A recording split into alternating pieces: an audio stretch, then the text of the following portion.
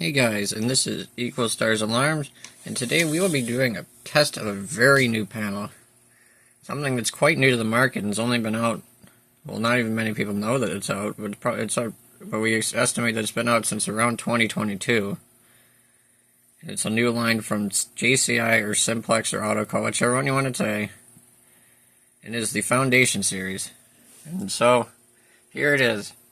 I have gotten my hands on an Autocall Fire Control 2050 FS meaning Foundation series.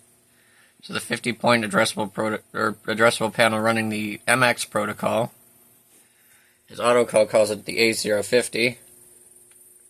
But yeah, on the door it says 2050. This is running an MX protocol, which is a not super new protocol, but it is a different protocol. It's mainly used in Europe, but it also can be found on like systems like DSC addressable stuff and Tyco addressable stuff. And yeah, so here's an Autocall pull station. I'll get the model number when I open it up later. But yeah, and for the devices on it, I have my 4906-9127 and the 4904-9331 strobe. And yeah, as you can see, it looked quite nice that we can open it up here and not knock over the pull station. And when we come inside, we see all the controls, the batteries down there, the address panel and everything. These things are wireless programmable. If you do have the proper smartphone, you can actually program these through your phone. There's little stickers on the back of these things. Actually, you can see the MX sticker right there. You can't see it in there, but there's little QR codes, like this one right here. And what that allows you to do is it allows you to basically make the job for this panel on your phone, and then all you do is you hit NFC and then hold up the phone, the NFC reader, and will actually upload to the panel via wireless. Now, unfortunately, me being an Android user, my phones do not have wireless charging, and my one phone that I currently use doesn't even support the programmer. So unfortunately, I'm unable to use NFC program at this time. But that doesn't really matter because these are front panel programmable. One thing, we can hit escape. It does make the screen get brighter. It wakes the screen up. And you can see that it's level 1, the panel's active, the panel itself, and the time and date. Of course, you can come through your options here. You can see 3 options there. And then if you hit more, one cool feature about this panel so far is the question mark. If you ever have a question about what's on your screen, it tells you about what it does.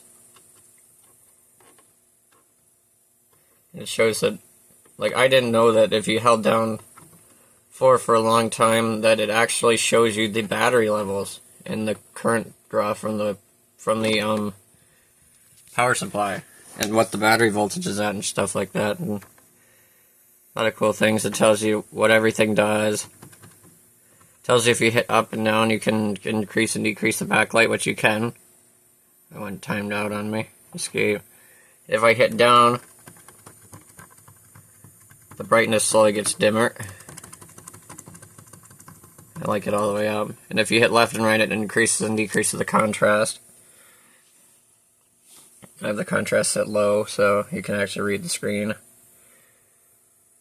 Anyway, one thing that is kind of annoying about this panel is it does have the service mode trouble, and unfortunately, unlike the typical Simplex panels like that 4010 over there, every level above level 1 is a service mode trouble. One interesting thing about this thing, which I'll show right now, is if we log into programming, and also the programming passwords will be set up on startup of the panel. In the initial startup, it'll prompt you to set the language and passwords for the panel, which is quite nice. So I have mine set to all 9s. And here you can hear the treble piezo. It's not as annoying, it kind of sounds like a Gentex GOS chime. But yeah, it comes up with service mode trouble. So we can escape again. And you can see all your programming. Auto programming looks for all new devices. You can check on your devices and see if you want to add them. They're right here apparently. Or actually it's addressable type, so like module 1, hit enter. You can actually turn the LED on, you can force it on or off. And if we skip it, it lets you set the name and all that good stuff, the point type, the assign zone. And yeah, there's a lot of things you can actually do with this thing. And of course I can show you what happens if you hold down 4, I guess. There's your battery, your battery voltage. There's a lot of features on this panel. Now we don't want to change the brightness. It's 4 for more.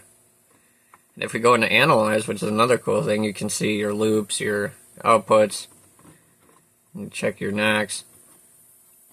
NAC 1, it's on Q alert temporal 3, it's standby. And another crazy thing, see how it says EOL or 10K? You can actually set your resistance of your NACs.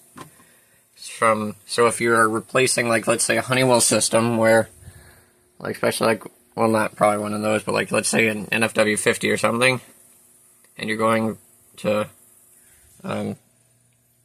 addressable MX, what you do is you can actually set your resistance value to 4.7K instead of 10K, so you can just run devices that are on it.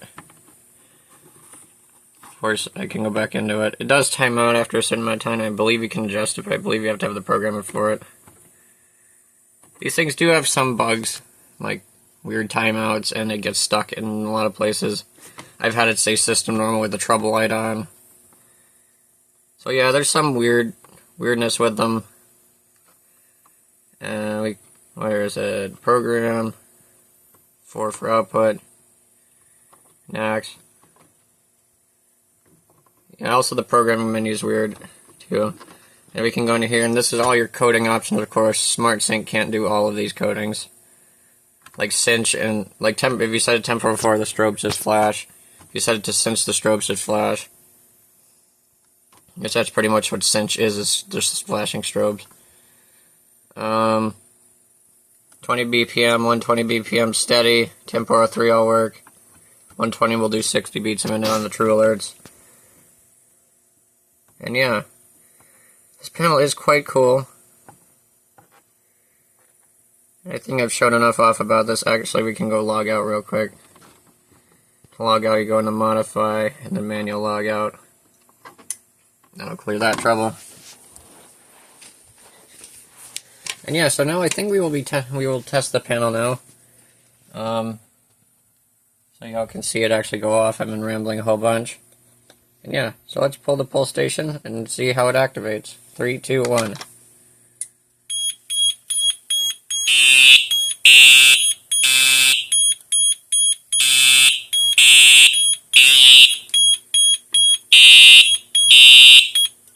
I'm actually going to silence these things real quick just so you can actually hear the piezo beeping, and if you notice, it's a completely different sound compared to the treble piezo. We can go and silence it, or acknowledge it now. Alarm, pull station 1, fire alarm, pull. See the zone, the module, and the time. It actually reads the time of activation in standard 12-hour clock, but for some reason the time on the panel is actually 24-hour time. And as you can see, it does look like these LEDs are blinking. They are really not. It's just the frame rate of my camera. These things are pulse width modulated. What's kind of weird is on camera it looks like all the LEDs are blinking, but they're really not. I can't see it in person. One issue with this panel, though, is unfortunately my panel has a dead LED, and it came out of the box that way. If I go to analyze and we lamp test it, as you can see, that LED does not work. Yeah, these things have some weird quality control issues.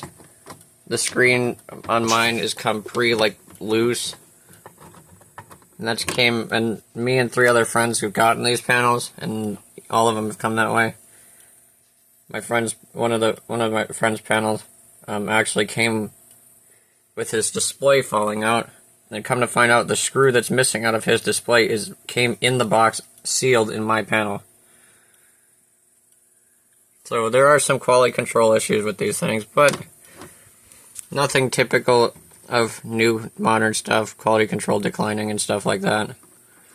So yeah, now we can go and actually we can I'll show you, it does abort resets if there is something still an alarm. It does still do that. We'll look at the abort screen.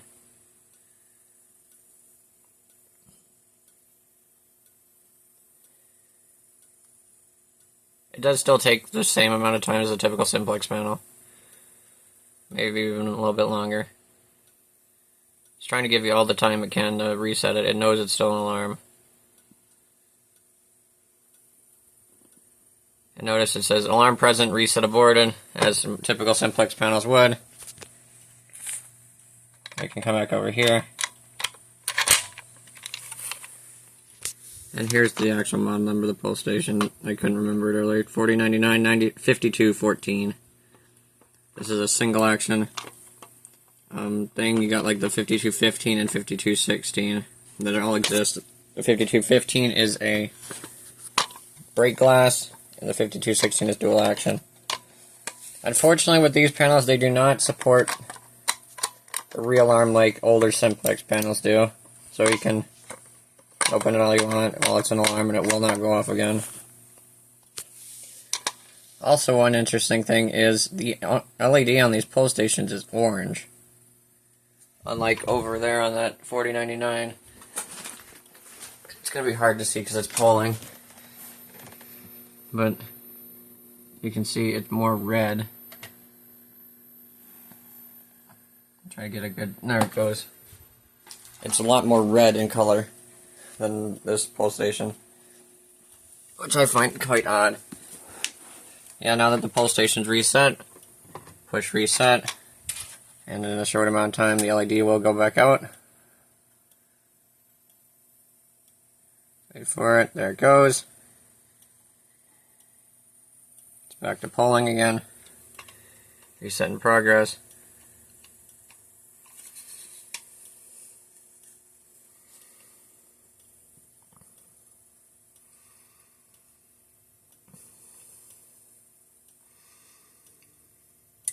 There it goes. And after that goes out, all the LEDs go out. And yeah, so now we'll just shut the door, take the key out of it, and get a good look at what they look like. After a certain amount of time, the screen will time out and go back to the normal screen. But yeah. Overall, I think these panels are quite cool. I do believe that there might be a little bit of rushing that they did with these things, because there are some weird bugs that they have. I actually hit escape earlier after it had reset, and still said reset complete, and actually got stuck on the reset complete screen, and would not leave it. I waited like 5 minutes and still said reset complete, so I finally had to hit reset again, and then it hardware reset, and then it actually went back normal. It does still do the hardware reset if you push reset while the system normal, like simplex panels do. Only it acts a little bit different. It acts like it kind of just reinitializes the pull stations, and doesn't really do much more other than that. I know hardware reset on those kind of like clears a lot of stuff. But yeah, that's kind of interesting. Also, if the pull station is lost or the loop is broken, it seems to force you to reinitial or hardware reset to actually get it to clear troubles, which eventually I might have to get the firmware update for it to fix that. These are still kind of like, they haven't really been installed a whole bunch yet. So yeah, so there is some bugs still being worked out with them. They are new. I'm hoping with time that maybe I'll firmware update it and it'll get a little bit better, but who knows? We'll see. Also, the USB, it doesn't seem to like to interface with computers so far. So yeah, there's some downsides. And yeah. Overall, though, I do like it. It is a new panel, and it's quite awesome that I get the privilege to actually have one of these. There's literally only two other people I know that have them. So yeah, so Please remember though, if you do like this video and you do want to see more of this panel, let me know. Eventually, I really would love to make a demo board of this system. I do have a couple more devices coming for it in the next couple of days. One of those actually being a loop-powered sounder base, which I find quite interesting that they actually have for these. Which unlike that sounder base there, that requires an external power source to actually function, loop-powered sounder bases just use the power off of the addressable loop itself. So I am excited to get that stuff, get a detector on this thing, and see how it works with that. Anyway, I will see you all guys in the next video. Please remember to like and subscribe and leave all the comments you want about this panel. And that's pretty much it.